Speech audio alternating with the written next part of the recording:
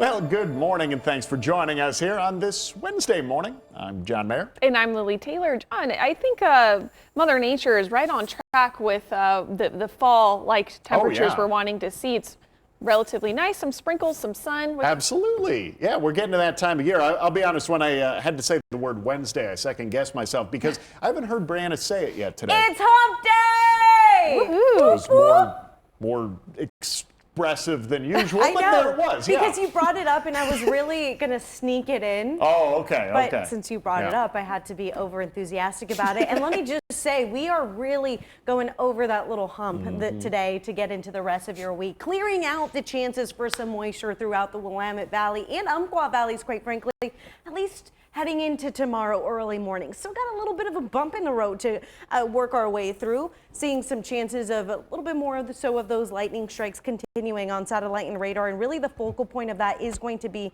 over onto the eastern foothills into the Columbia River Gorge and quite frankly, portions of the Columbia Basin out a little bit farther northeast into Pendleton and even southeastern Washington. Out the door, temperatures ranging into the 50s and 60s, staying rather consistent where we've been the last couple of days. But nonetheless, some areas managing to drop down a degree or two throughout this early morning. We do manage to see a push, though, for some warmer temperatures as we head into the start of the weekend. We'll track out just how much warmer we're expected to get and how long it's going to last coming up in just a bit. LSB Live is sponsored by Alpha Towing and Recovery. All right, thanks for that, Brianna. Well, taking a peek outside right now, our live shot, but of course back out on the roads, keeping tabs on how things have been shaping up for us this morning. He's over on I-5 by that 30th Avenue exit here in East Eugene and keeping close watch on that traffic. Though thankfully so far this morning it has been pretty quiet out there for the most part. We haven't seen any major issues showing up on Trip Check this morning. No big accidents or delays, but of course we will continue to keep close watch on how things develop for you, bring you the very latest if we do run into any issues on the roads throughout the rest of this morning. We start with a crime tracker this morning. Law enforcement is still on the lookout for a man they say robbed two Banner Bank branches back to back. The first robbery happened around 1:30 yesterday afternoon. Cottage Grove police say the man entered the bank and handed a teller a note demanding cash. After being handed an undisclosed amount of money, police say he left the bank. Just a half hour later, the Lane County Sheriff's Office says the man struck again at another Banner Bank in Creswell, and he's still on the loose. Take a look at your screen. This is the man they're looking for. He's described as being 6 feet tall, weighing about 175 pounds. The suspect's vehicle is a 1998 to 2003 gold Ford Escort. Deputies say he's armed and dangerous, and the public is advised to call 911 if you see him, and do not approach him. Meanwhile, a 31-year-old man out of Bandon arrested after allegedly threatening a woman and two puppies with a homemade axe. All happened Monday night around 7:30 on Rosa Road. Coos County Sheriff's Office saying a deputy responded to an incomplete 911 call in the area, calling in Bandon police for support. Now, Scott Smith was found outside of the property, arrested, booked on charges of domestic menacing and unlawful use of a weapon. And we're now hearing from the Portland FBI office, a one-on-one sit-down interview with our sister station from up in Portland. Last week, President Trump said the city is being destroyed by protesters and that he is considering whether to send federal resources to the city despite crime overall going down. And Tanvi Varma has more on exactly what kinds of crimes are being targeted.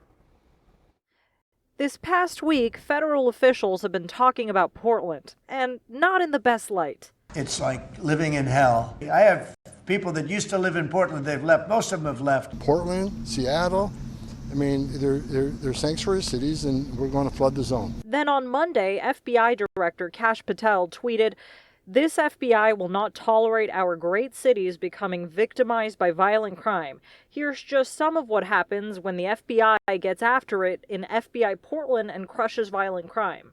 He cites crimes like assault on a federal officer during protests. So we were curious about this list of crackdowns. Were those out of the ordinary? Were those part of some new initiative or effort? I think we always take an aggressive approach to combat crime here. I think there has been increased focus in the last year on violent crime, what we call transnational organized crime, violent crime, violent gangs, on that type of work. We've gotten additional resources this year, which has allowed us to focus more on that threat than we would have without those resources if we hadn't received them. So yeah, when the new director took over, he made it an initiative to push some of those resources out from headquarters to the field offices, and that has allowed us to do more in that space. Right there was Tanvi Varma reporting. Now, the FBI does say that the Portland office has been given authorization for additional resources. Well, some of those resources are already in place. Others will take additional time. Meanwhile, here in Eugene, the Portal Residences, located in the downtown Riverfront neighborhood, having that grand opening just yesterday.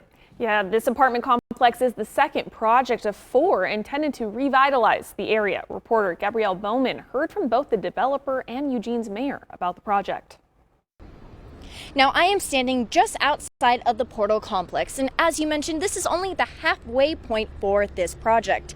Now, there are still 2 more housing complexes to be created. One is the Landing, set to start leasing in 2027, and the Parker in 2028. Now, prior to these being built, the city is holding themselves accountable with creating affordable housing complexes, which will be located right here, right next to the Portal.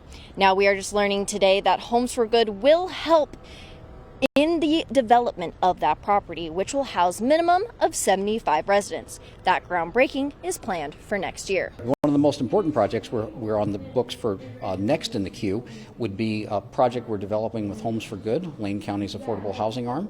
We hope to develop 75 units of affordable housing across the street here from Portal to the same design review standards that we have here in the neighborhoods. We established a set of design review standards that drive how the exteriors of the building look, and we'll apply those same standards to the affordable housing project, and we hope to begin construction on that next year and open that up in late 2027 or early 2028. Now, these projects will be made available for households with a 60% area median income, and the city says that is around $38,000 a year.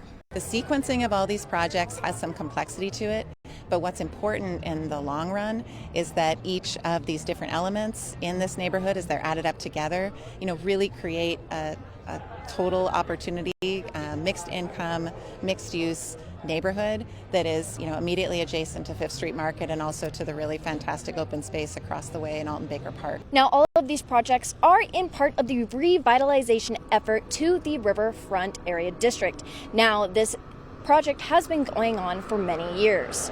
Now, the first complex that was built is located in the heart of the district. The Heartwood was opened last year. Reporting in the Riverfront District, I'm Gabrielle Bowman.